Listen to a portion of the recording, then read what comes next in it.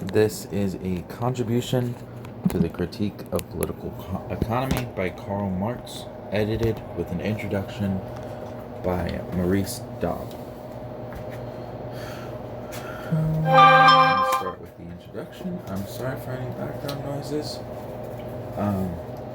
Introduction. Marx's Critique was first published in German as the Kritik in 1859, 8 years before the first volume of Das Kapital. As such, it played a role in the curtain raiser to the main work, or perhaps a more worthy simile would be an overture. Marx himself refers to it as the first small book of his economic studies, and preface to the first edition of Volume 1 of Capital speaks of the latter as the continuation of the Critique in 1859. By contrast, the shorter manuscript known as Introduction to a Critique, which was written at the same time as the voluminous manuscripts of 1857 through 58, known as the Grundrisse der Kritik der politischen Ökonomie, was never published in Marx's lifetime, discarded by Marx himself as an anticipation of the results that are still not proven, and not intended as part of the published critique. It was found as a fragmentary sketch dated August 23, 1857, among his manuscripts after his death, and was deciphered and published by Karl Kautsky in the magazine Neue Zeit in March 1903. Its first appearance in English was, along with the critique, in an edition by N.I. Stone in Chicago in 1904. In the critique can be rightly If the critique can rightly be compared to an overture, it was the opening bars of Das Kapital rather than the central motifs of that opus which it anticipated. The critique was itself, apparently, a condensation of certain parts of the Grundrisse of 1857 to 58. Some of these themes had already been opened up in the economic and philosophical manuscripts of 1844. In a sense, the focus of attention of the critique is methodological. To say this is not to detract from its interest and importance, both in itself and as an introduction to Marx's main work. In the progress of science, one finds revolution in theory associated with revolution in methodology. By its stress on the primacy of production, and especially on the social relations of production, including appropriation or ownership of the means of production. The essential historical angle of approach distinguishing his work is brought clearly into view in the critique, where we find his theory of value, and more specifically, theory of money. First, adumbrated. The historical perspective from which he surveyed the emergent bourgeois or capitalist society of his day at once sets the distinctive focus and emphasis of his economic theory, as well as its boundaries, both focus and boundaries which differentiated sharply from the increasingly narrow theories of market equilibria that were to characterize accepted academic theory at the end of the century and in the present century.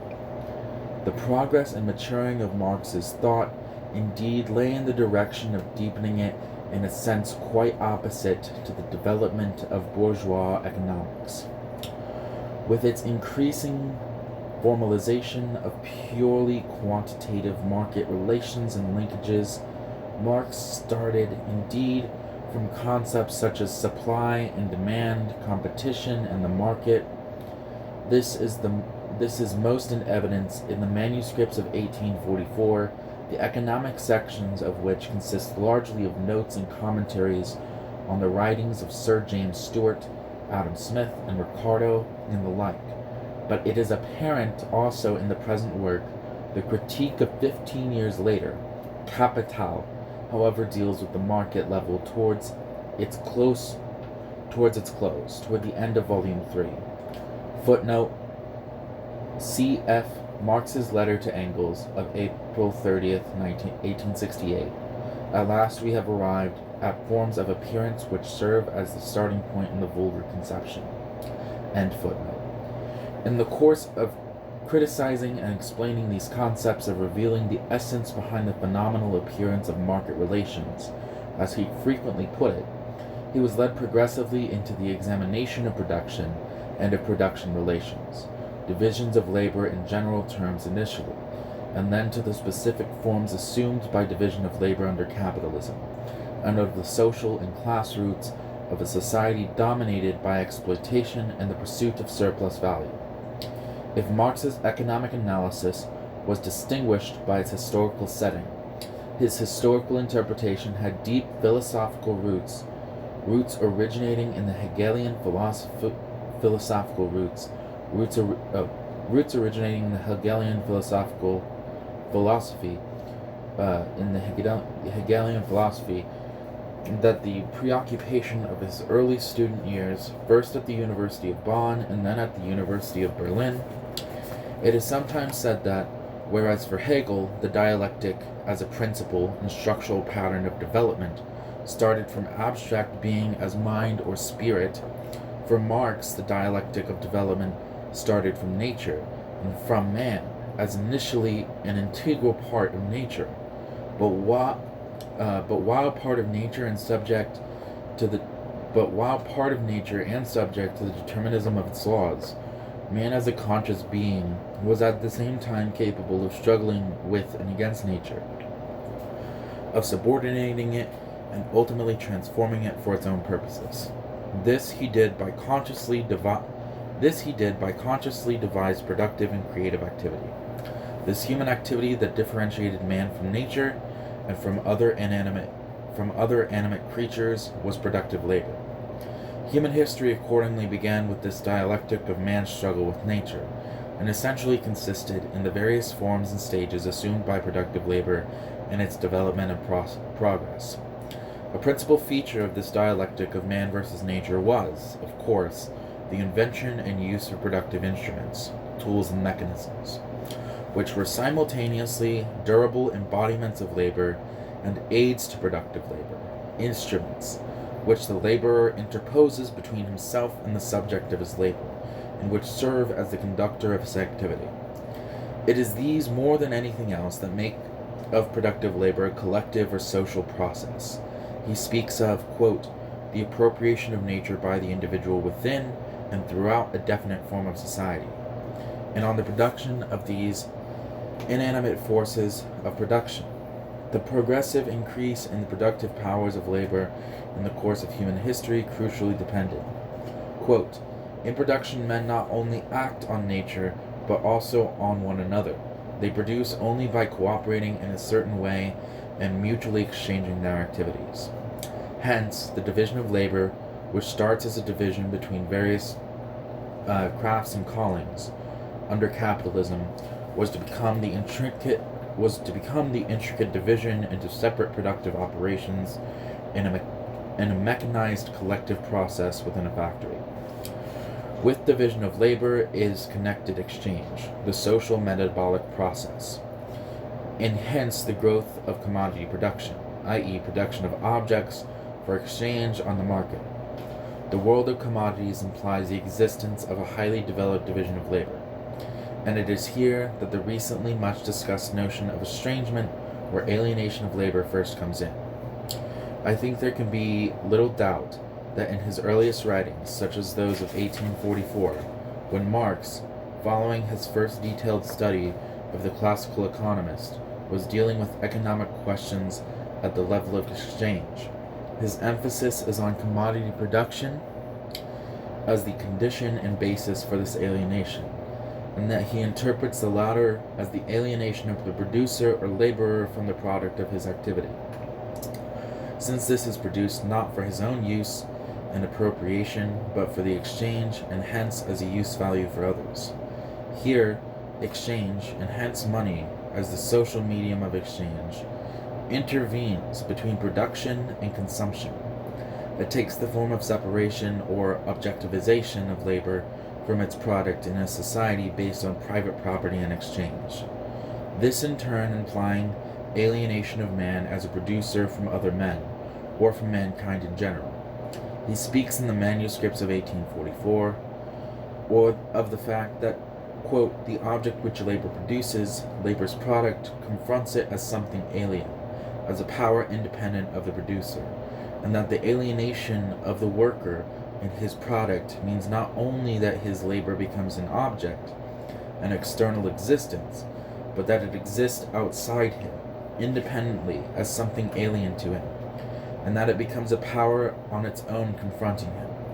To this he adds the remark, political economy conceals the estrangement inherent in the nature of labor by not considering the direct relationship between the worker and production.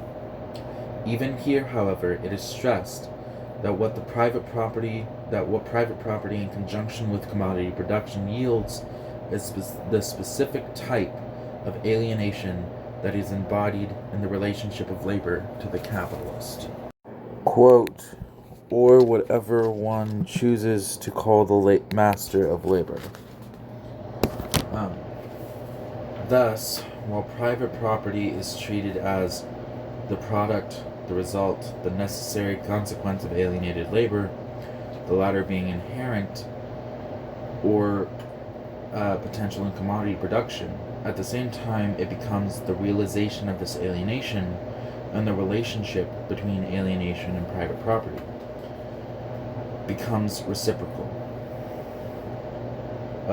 And the relationship. Okay.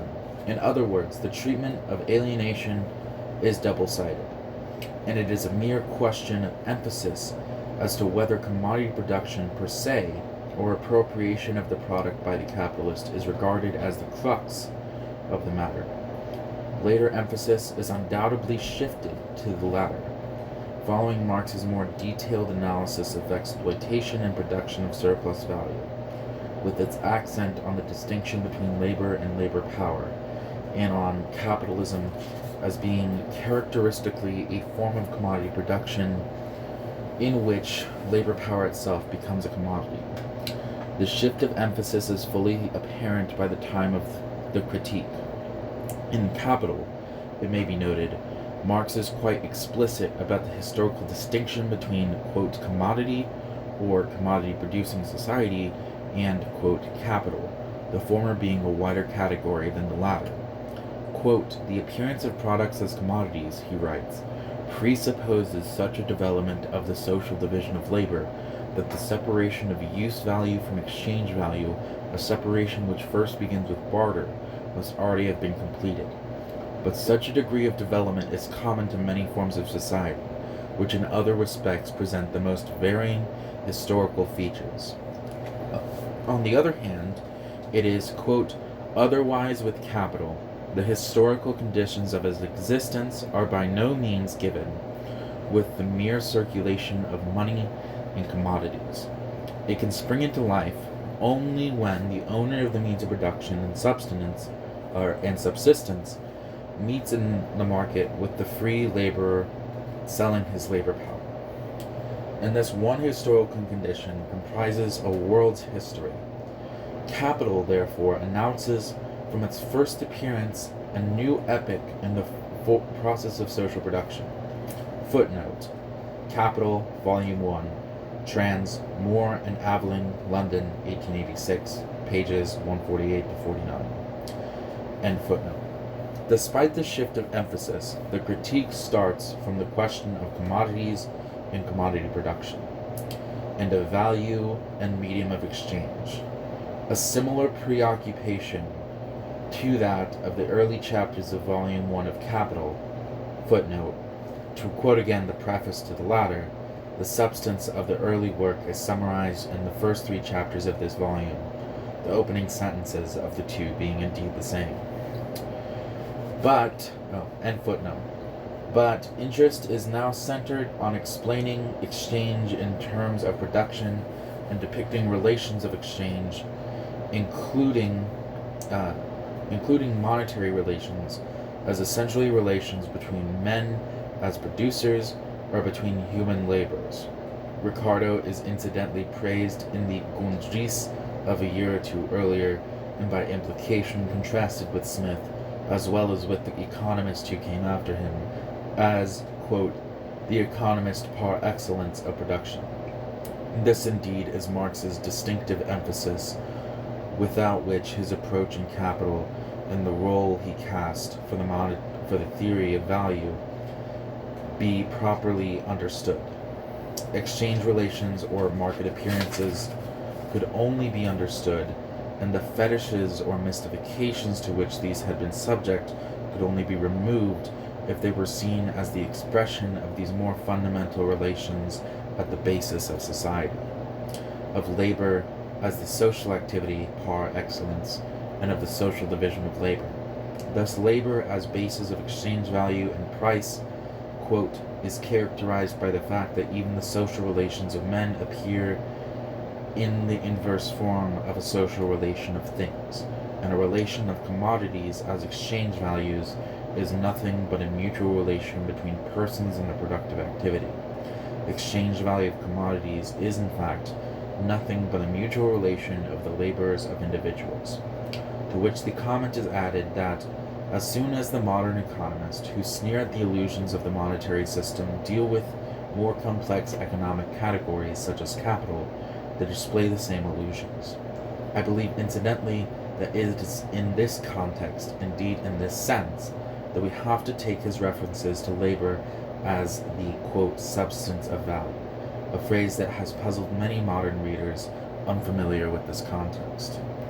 The same idea about relations of exchange and relations of production is echoed in the opening chapter of Capital in the well-known reference to the so-called fetishism of commodities.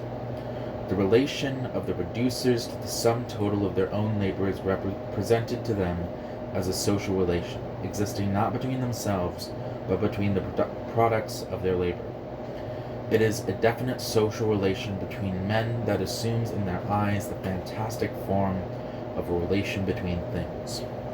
This very distinction between real relations of production and market appearances form the crux of his distinction between classical political economy, that economy which, since the time of W. Petty, has investigated the real relations of production in bourgeois society, and vulgar economy, in particular the epigoni and theoretical apologists who were prominent at the reaction against Ricardo, which deals with appearances only.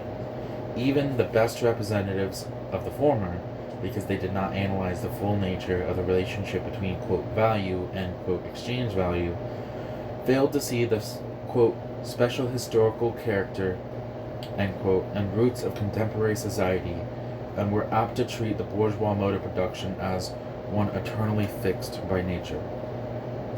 One could indeed say that Marx's theory of value was something more than a theory of value as generally conceived. It had the function not only of explaining exchange value or prices in a quantitative sense, but of exhibiting the historico-social basis and labor process of an exchange or commodity society with labor power itself become a commodity. In the connection, one may note the reference to Introduction to the Critique of Rousseau's Individuals Who Have Mutual Intercourse by Contract, as being the anticipation of bourgeois society, in which society of free competition and individual appears free in the bonds of nature, etc., which in former epochs of history made him part of a definite, limited human conglomeration. In view of the place occupied in his thought by this concept of labor and the labor process as the key to human history, the crucial place occupied by the labor theory of value in his system of economic analysis is easily appreciated. This happened to be the accepted theory of the classical school which he inherited, but for him it was much more than this, and carried a larger meaning in his system than it had in theirs. As representing the determining role of, quote, social relations of production, and as a category distinct from, quote, exchange value, quote, value was defined sui generis, and in its own right, but from the standpoint of economic explanation, explaining exchange values, it would have remained an arbitrary definition unless some quantitative relation could be demonstrated between the two, enabling one to speak of exchange values as in some way governed by, determined by, or derived from values. Marx certainly had no illusions about the two being identical, as some have supposed, or even about the relation between two categories being direct or simple. Provide his reference early in Volume 1 of Capital to prices diverging from values.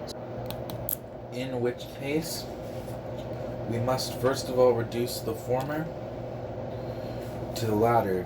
In other words, treat the difference as accidental in order that the phenomena may be observed in their purity, and our observations are not interfered with by disturbing circumstances that have nothing to do with the process in question.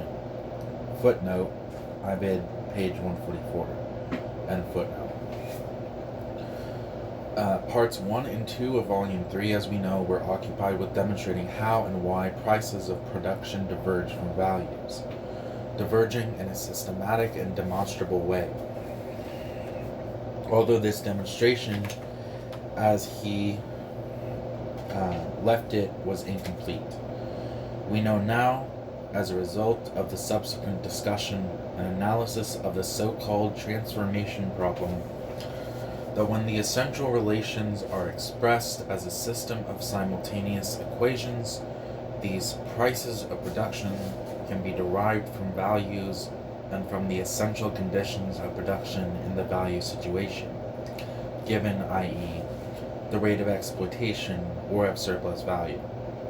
Since his interpretation was primarily concerned with what would be called today the macroscopic configuration of a commodity-producing society, at least the more essential relationships could be depicted in terms of value relations, or of labor expenditures, without rendering the resulting approximation too remote from the world of microscopic appearances. It is in the same context that we must understand the importance which Marx attached to his distinction between labor and labor power, an importance essential for the context of exploitation as a key to understanding the bourgeois or capitalist mode of production. The role of the labor theory of value in relation to the theory of surplus value is frequently misunderstood. Often this is interpreted as embodying a Lockean natural right principle to the effect that the product of a man's labor belongs of right to the laborer, whence it is held to follow that the appropriation of part of this product by the capitalist is unnatural and unethical. Hence, exploitation is interpreted as a quasi-legal or ethical concept, rather than a realistic economic description. If what we have said about labor and the labor process has been appreciated, it should be clear that this is an incorrect interpretation. What could be said, of course, is that the notion of labor as productive activity implicitly afforded the definition of exploitation as an appropriation of the fruits of activity by others, appropriation of these fruits by those who provided no productive activity of their own. But far from being an arbitrary or unusual definition of productive and unproductive, this would surely meet with general agreement as normal usage of these words. The problem for Marx was not to prove the existence of surplus value and exploitation by means of the existence of surplus value and exploitation. The problem for Marx was not to prove the existence of surplus value and exploitation by means of a theory of value. It was indeed to reconcile the existence of surplus value with the reign of market competition and of exchange to value equivalence. As he himself expressed it, to explain the general nature of profits, you must start from the theorem that, on an average, commodities are sold at their real values and that profits are derived from selling them at their values.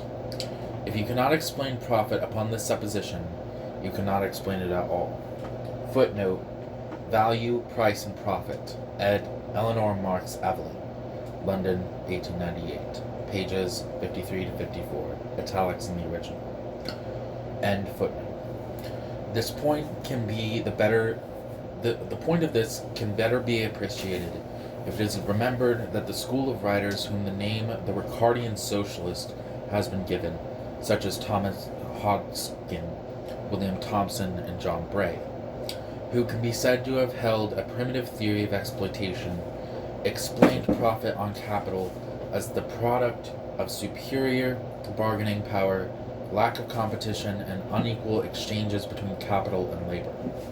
This bearing analogy with Eugen Düring's force theory, which was castigated by Engels. This was the kind of explanation that Marx was avoiding, rather than seeking. It did not make exploitation consistent with the law of value and with market competition, but explained it by departures from or imperfections in the latter.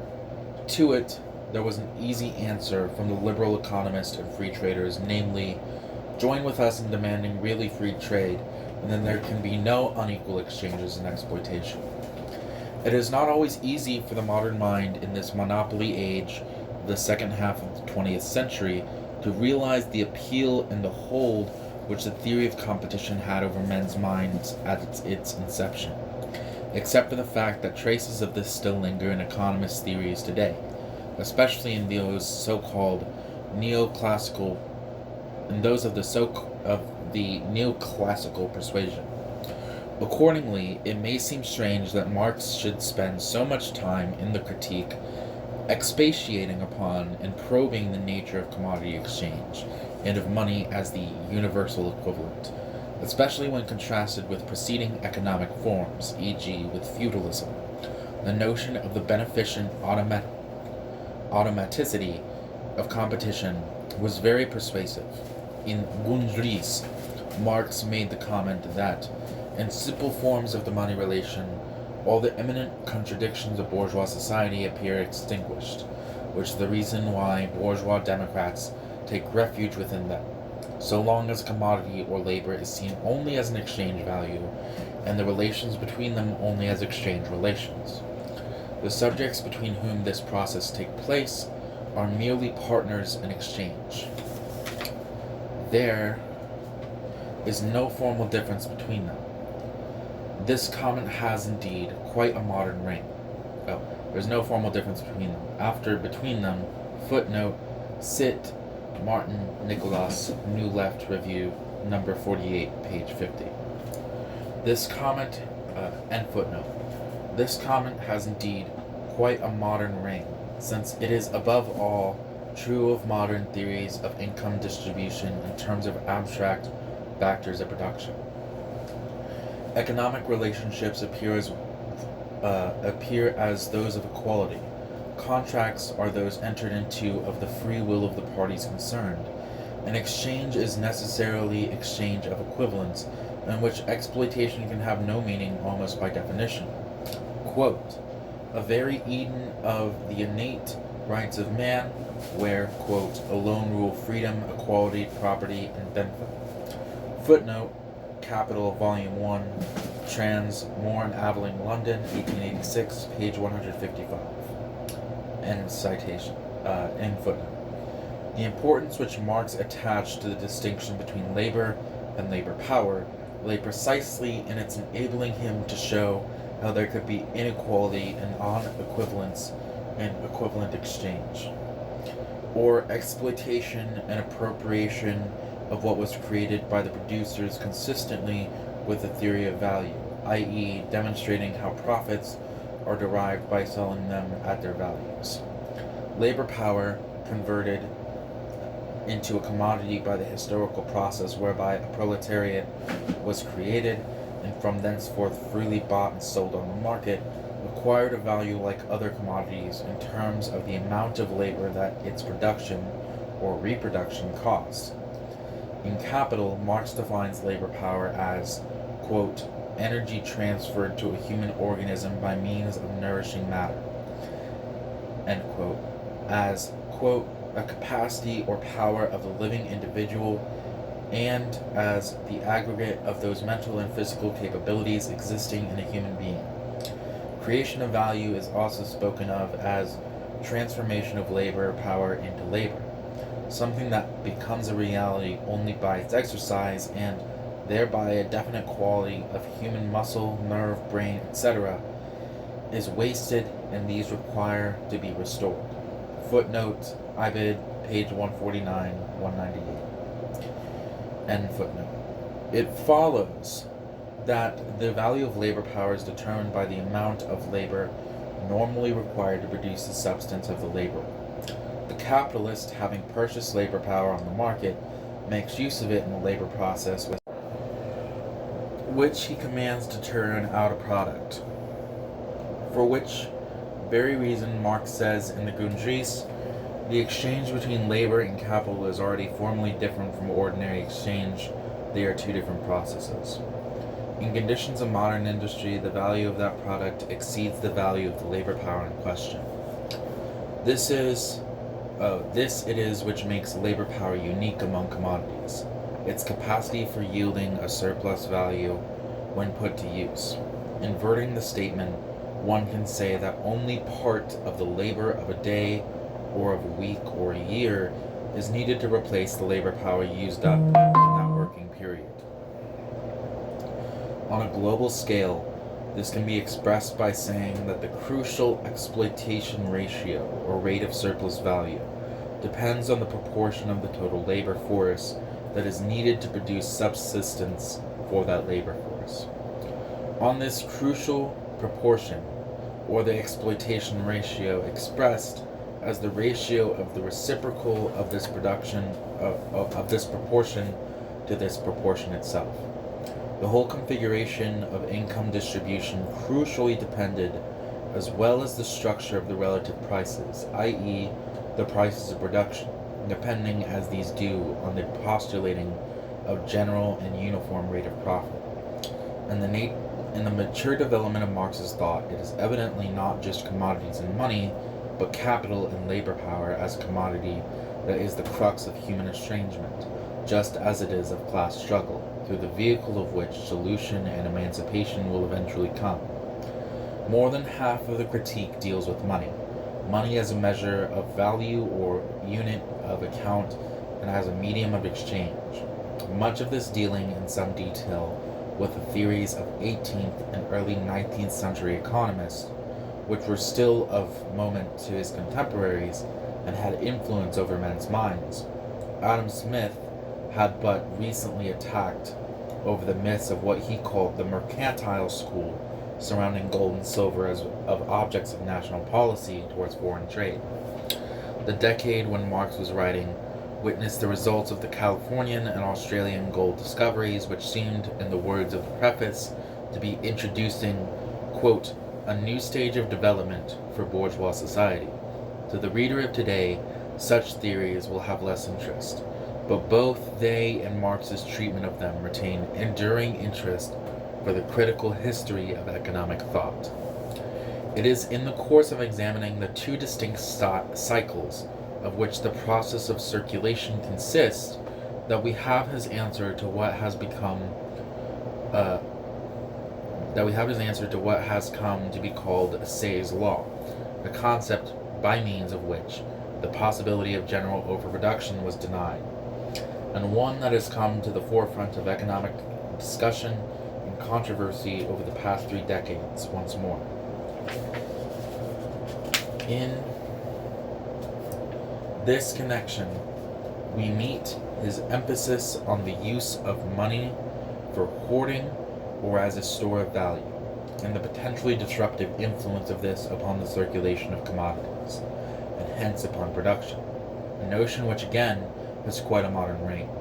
Here it is that Ricardo and his school come under criticism as sponsors of the quantity theory of money, a truism that was destined to reign for more than a century in the guise of a casual theory, in which form it will be noted that criticism is here directed against it.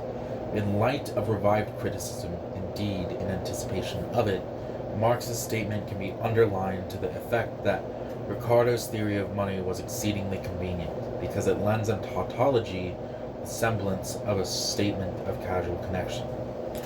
Most widely known, doubtless in connection with the work, is the passage in the 1859 preface in which is given a summary, no more than one long paragraph, of his general doctrine, to which, As a leading thread in his studies, the name of historical materialism was to be given.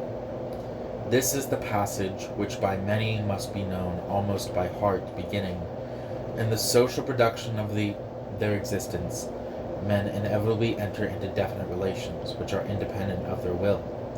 There follow those much-thumbed references to existing relations of production. At a certain stage of their development, turning from forms of development into the productive forces, into the fetters, thus ushering in the era of social revolution. The passage ends with the famous remark that the bourgeois mode of production is the last antagonistic form of the social process of production.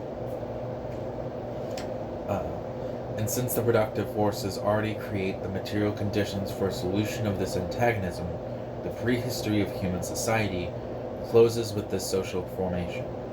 At the time when this appeared, in advance of most of the mature work of Marx and Engels, one can imagine the deep and arresting impact this passage must have had upon the minds of those first reading it, an impact which indeed it continues to have upon a very greatly extended scale of readership today, including those who have sensed his words embodied in the recent history of their own countries. Maurice Dobb, Cambridge, January 1969. That is the end of Maurice Dobb's preface to A Critique of Political Economy by Karl Marx. In the next video, we will go to Karl Marx's preface and a contribution to the critique of political economy. And that'll be the next video. Thanks for listening, and I'll see you next time.